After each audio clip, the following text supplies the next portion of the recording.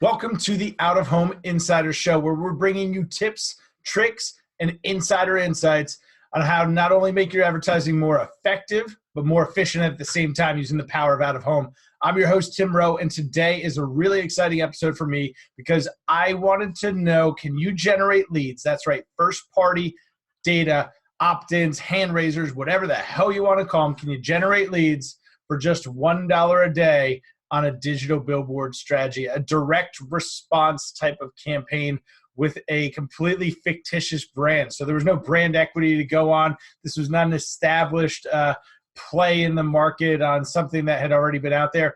Could we take a completely raw brand that didn't exist, drive traffic to a website, and get people to willingly forfeit or exchange their information for a bribe? And that bribe would be a pretty cool little prize pack for the cigar smokers out there. And I'm going to share my screen here in a second, but this was entirely done using the back end of Blip. And the reason that I wanted to use Blip to do this was because we'd been hearing from local advertisers, oh, well, it's less expensive. Oh, well, it's easier. And while I have to admit that some of those things definitely appear to be true from just the bird's eye view, it wasn't as easy as you might think, and there was definitely some places along the way that I thought it could be better. And ultimately, we're going to discuss what the benefits are, how to most effectively use it, and whether or not you should ever go direct again with an outdoor company. Wink, wink. The answer is going to be yes. Obviously, I have a bias there, but I want to explain why. Before we get to the why, though, could we answer the question of, can you generate leads with $1 a day on billboards? Well, the answer to that, like I said, that answer is yes. But what does that look like in total scope and total dollars spent? What was the cost per lead to do that? And where the heck were these billboards anyway? I'm going to share my screen here. So in case you're listening to this on the audio version, I would say go back, check out the YouTube, or just connect with me on LinkedIn, because what I am doing with this little case study here is I've turned it into a bit of like a carousel type flip book. It's a few pages long, and you're going to be able to get all that information. Again, I'm Tim Rowe. If you go on LinkedIn, type in Tim Rowe, you're probably going to see a guy wearing an I love OOH hat. That's me. Just connect with me or stalk me out a little bit, and you'll be able to find this pretty quickly and easily. But we wanted to answer that question. Can you generate leads with billboards? That guy right there, that little gorilla smoking the cigar, he would be our hero throughout this story. He is the logo for our made-up company. So here's what we know. We know that first-party data is, one, becoming more expensive to acquire, two, is becoming more valuable to have, and three, that third-party data and pixels, and there's all sorts of stuff going on in the world of online advertising. We know that those things are changing.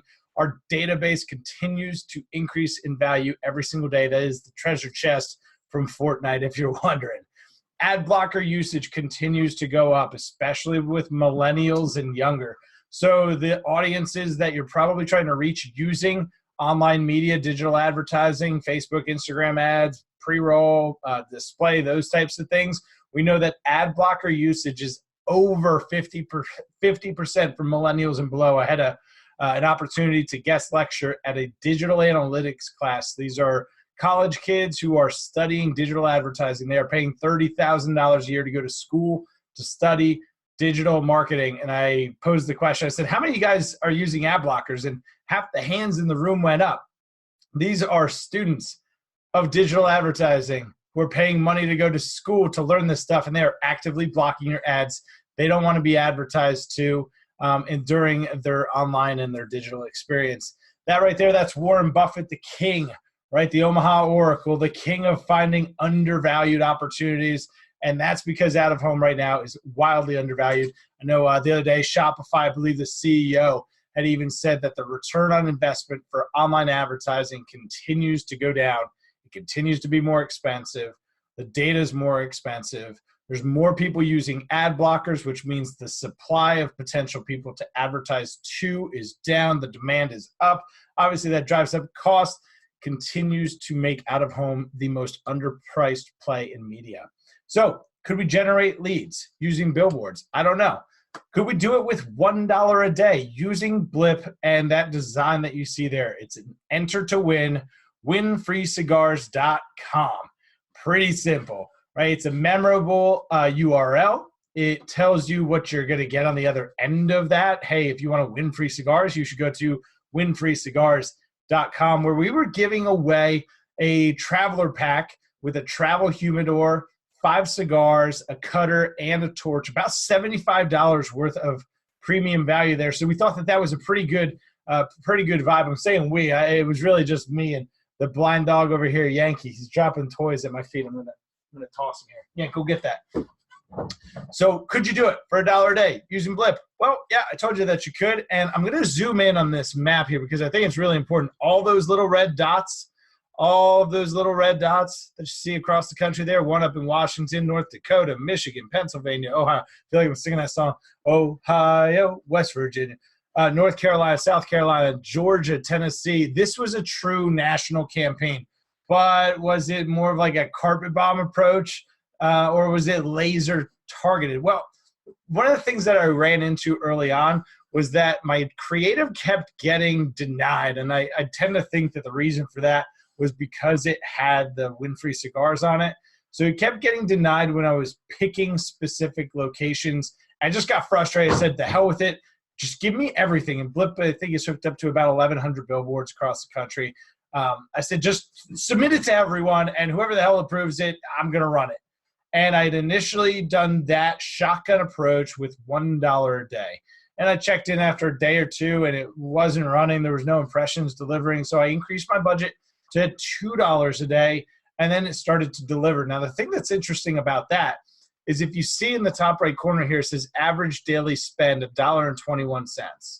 So at $1 didn't do anything. I increased it to $2, and we ended up at $1.21. So it was a little bit of trial and error, and that would probably be my first criticism of Blip. There was nothing that alerted me and said, hey, your budget's too low. Now, you're probably thinking, Tim, it was $1 a day, duh. But if you're a business owner and you're just starting to dabble in this, it could be a frustrating experience if you put in $5 and maybe you're expecting to really get going because it gives you that sort of little chart. And when you punch in how much you're willing to spend in terms of a daily investment, it gives you an idea of how many flips or how many blips you're going to get, how many digital commercials you're going to receive. And so it sets a little bit of an expectation, and then to see it not deliver was admittedly a little bit frustrating.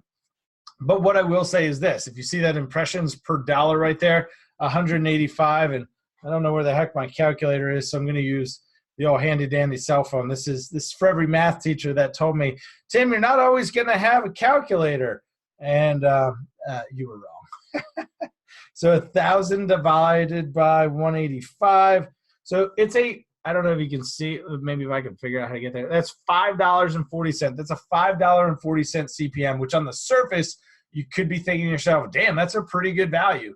But what I will say is that while it was a pretty good value in terms of an overall, CPM, there was no targeting to this campaign whatsoever. I wasn't able to use Geopath if I was a business owner to understand, hey, these particular locations are best to reach my target audience. So while you may end up paying a little bit more if you went direct and worked with a partner who has access to Geopath, wouldn't you rather pay a little bit more to get your message or your advertising in front of the right person so that your cost per acquisition actually went down? That's something to consider if you're considering Blip for a potential digital billboard campaign. It's a good tool. It offers good value, but it may not be the best use of your funds. So on average, I saw about 10 flips or 10 blips, 10 commercials across 186 boards. And if you've been doing any sort of digital billboard advertising, you know that frequency matters. But the point of this was to tell whether or not we could drive direct response, because traditionally direct response is done very well on broadcast radio. It does very well on broadcast television, because the idea of that style of direct response is I'm just going to spread this out everywhere, and someone that sees it is going to act on that offer right away. I'm going to get the conversion, the sale, the lead, whatever. So that's what I really did. let me be everywhere that I possibly can. There's some settings within Blip where you could day part, look for maximum audience or evening drive. And actually, the majority of my impressions ended up being served between about 5 and 7 p.m. So while I didn't optimize it for a PM drive type schedule, I left it wide open. The campaign really optimized around PM drive, which I thought was pretty desirable for what I was getting. Again, on average, across 186 billboards across 16 days,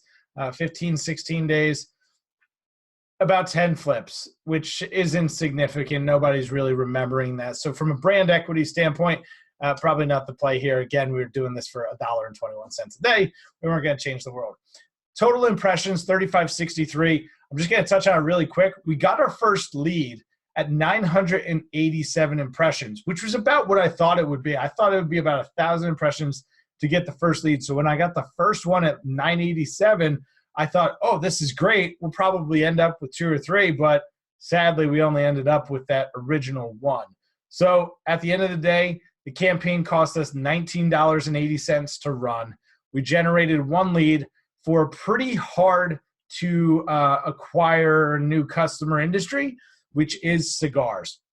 So we know that cigars get they get looped into the whole tobacco and the e-cigarette, and they end up getting lumped in with all that stuff from a regulation standpoint. So they're not able to advertise in a lot of places that you or I may take for granted.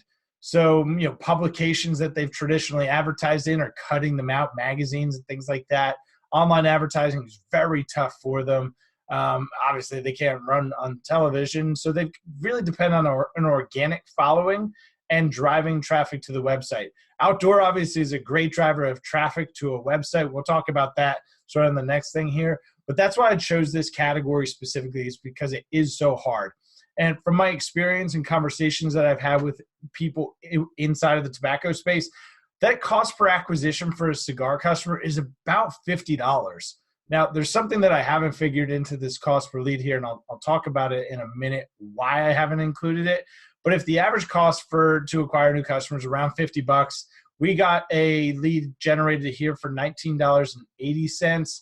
We're probably right in that same range, but this is definitely a more sustainable, in my opinion, and a more scalable model, especially when you work with a partner who has a digital network that you can use Geopath, that you can index locations to find the ones that give you the best opportunity to influence the audience you're looking to reach. So for $19.80, we generated a lead. We covered the whole nation. The lead was generated out of Charlotte, North Carolina, where if you can see that big red circle right there, just zoomed in on, that's Charlotte. We were right outside the airport, and that's where the lead came from. So if that tells you anything, maybe we should have just focused it in Charlotte, and maybe we do that next time. So what the heck would have changed? I would probably change the creative, because I didn't think about this at the time because I'm looking at it on a computer screen.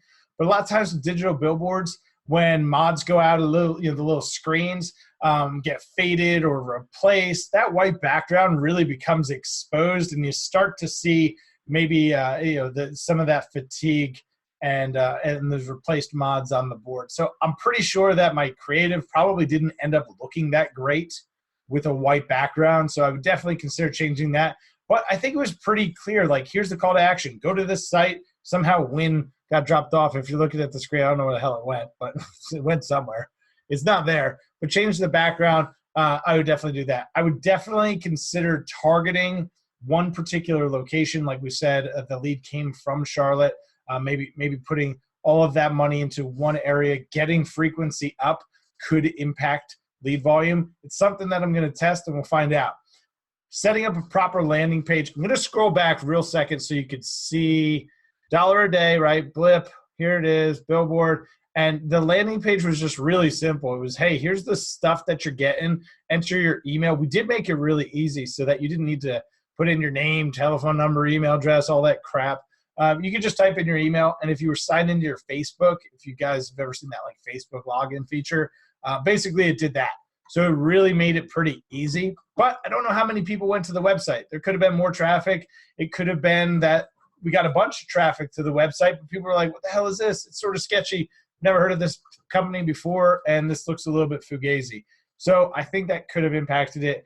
and definitely a proper landing page next time, setting up Google Analytics so we can look at more of the traffic, where it's coming from. That's something that I do a lot when I'm monitoring an outdoor campaign is I look at Google Analytics. It drives a ton of search. What does it all mean? So in conclusion, yay, it works. It works. It works. We're going to continue to test. I don't know why the hell I keep saying we, because again, it's the dog and I. Yeah, you want to say hi? No, nothing. All right, we'll throw this again. Ready, go. So it works, and that's awesome. We'll figure out more. But right, I threw a big but on there. What are we gonna do? Go direct or go blip? What I would tell you, and again, I disclaimed it to you up front, I've got a bias here. I've got a dog in the fight. I would absolutely advise on going direct, because for the price, you're really right in there from a CPM standpoint, $5.40. I see campaigns ranging from, between $6 and $10 CPM, depending, but you get access to potentially having an entire digital network over a footprint. So if you're a regional chain, if you are a regional company, if you are a national company, if you're a startup and you're looking to test a market, you need a network.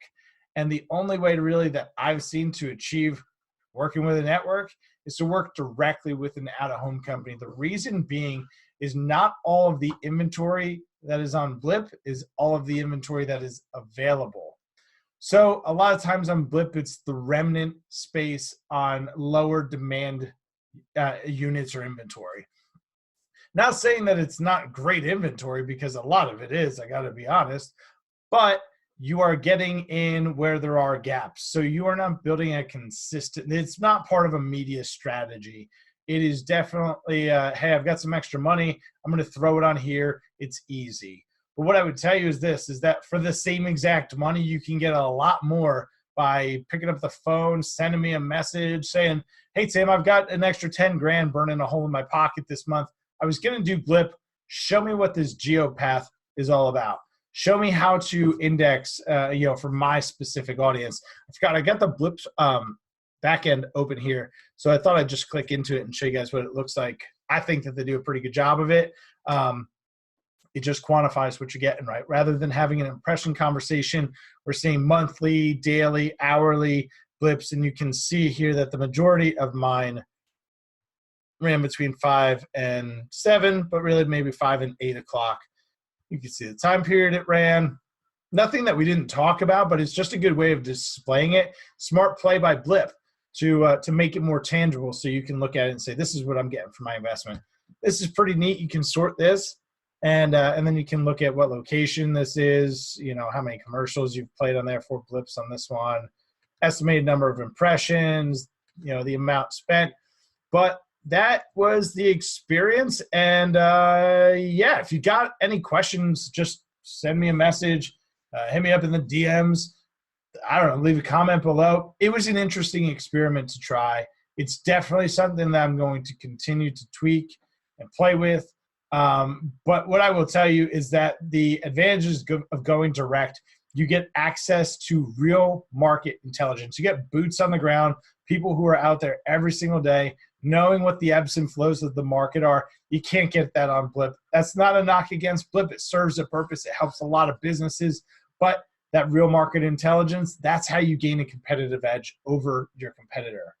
By working directly with an out-of-home company, especially one like Adams, where we have award-winning creative staff all across the country, you get access to that as an advertiser for free. For free. Award-winning creative for free. And that's pretty awesome, and it matters. And it matters especially when you're doing outdoor, because outdoor is meant to entertain, but that entertainment is meant to start a conversation, and it's meant to drive search, and it's meant to get people to interact with your brand. If the creative isn't on point, it will affect your campaign, and it might leave a bit of a bad taste in your mouth about out-of-home, how it works, whether or not it can be part of your media mix. Going direct, it's going to be about the same investment. You're going to get the real market intelligence. You're going to be able to take advantage of unique features like dynamic content.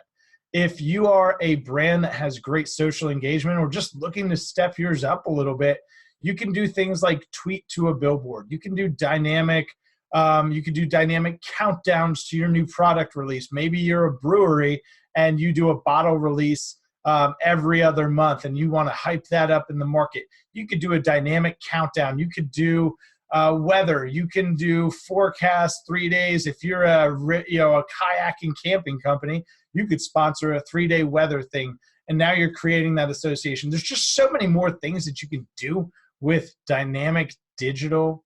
And again, it's the same price.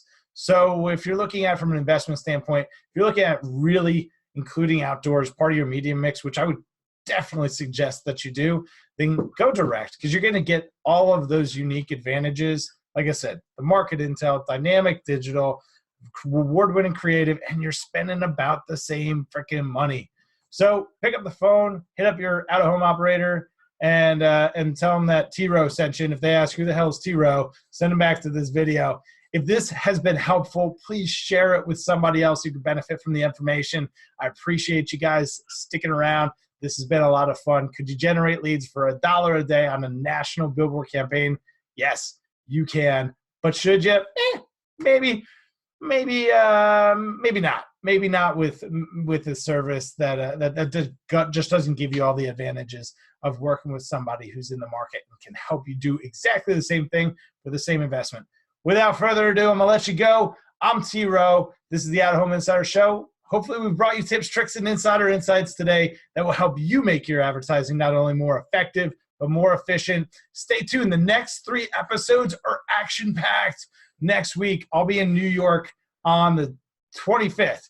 And the next day, we're going to sit down with Bud Torkham of Mazama Media to talk all about social and outdoor. The week after that, we got Eddie Carolyn from Soft Sign 3D, our brethren to the north who are doing really awesome stuff with inexpensive 3D billboards that can be used year after year after year. The week after that, we've got Stedman Cleveland from Tada. If you guys remember the Shazam app where you were sitting in the bar and you heard a song, you're like, oh, what's that song? Shazam it.